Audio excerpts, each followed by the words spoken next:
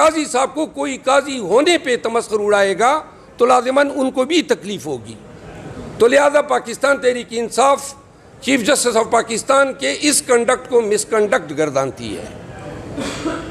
और ये racial comments गर्दानती हैं और हम इसकी मजम्मत करते हैं। दूसरी बात, उमेर न्याजी साहब मौजूद हैं, पिटिशनर थे लाहौर हाई कोर्ट में। हमने चैलेंज किया था कि रिटर्निंग अफसरान जो है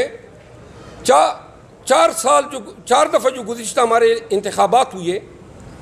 उसमें अदालती अफसरान जो है रिटर्निंग अफसर थे, लेकिन इस दफ़ा इलेक्शन कमीशन ने फेयर और फ्री इलेक्शन कराने के लिए उन इंतज़ामी अफसरान की खिदमत हायर की जो आए रोज़ हमारे ख़िलाफ़ 144 और 3 MPO लगाते हैं। और चूँकि उनका कंडक्ट हालिया 16-20 माह में वाज़ेह तौर पर पूरे कौम के सामने आया, तो हमने चैलेंज किए लाहौर हाई कोर्ट में, जिन्होंने इलेक्शन कमीशन के उस हुक्मनामे को मुअत्तल किया। ये एक इंटरलॉक्यूटरी आर्डर था। इलेक्शन कमीशन सुप्रीम कोर्ट में जाती है और सुप्रीम कोर्ट उस इंटरिम आर्डर का हतमी फैसला कुछ इस अंदाज में करती है कि काजी फायज ईसा साहब हमारे फाजिल दोस्त, हमारे वकील और पाकिस्तान तहरीक इंसाफ की एक कायद हैं, उनको तमीन अदालत का नोटिस जारी करती है कि जी ये भी आपने इन आरोस पे अदम एतमाद करके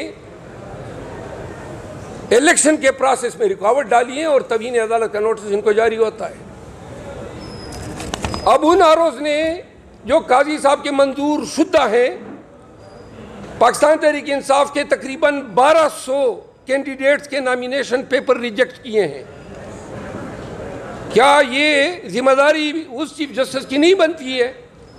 कि जिनको वो लगवाने पे तुला हुआ था उनसे ये भी बासपुरस करें कि क्यों कर आपने इस तरह लघु बेबुनियाद बुनियादों पे पाकिस्तान तहरीक इंसाफ के उम्मीदवारों के कागजात नामजदगी रिजेक्ट किए। आप सबको आगाह कर दें कि अपीलें हमारी समाअत के लिए मुकर्रर हैं और इन नताइज से आपको वाज़ेह हो जाएगा कि ये इक़दाम भी पाकिस्तान तहरीक इंसाफ को इलेक्शन के प्रोसेस से बाहर रखने की एक कोशिश है। आप लोग देख रहे हैं कि कोशिशें हो रही हैं कि हमसे बला छीना जाए। सबसे पहले एक मबनी पर बदनीयती हुक्म इलेक्शन कमीशन ने जारी किया और उन्होंने बल्ले का निशान जो है हमसे छीनने की कोशिश की, जिसको हमने, चूँकि इलेक्शन हमारे इंट्रा पार्टी पेशावर में हुए थे, तो यूँ इस टेरिटोरियल जुरिस्डिक्शन की बुनियाद में हमने पेशावर हाई कोर्ट में चैलेंज किए। सिंगल जज साहब चूँकि छुट्टियों में मौजूद थे पेशावर हाई कोर्ट में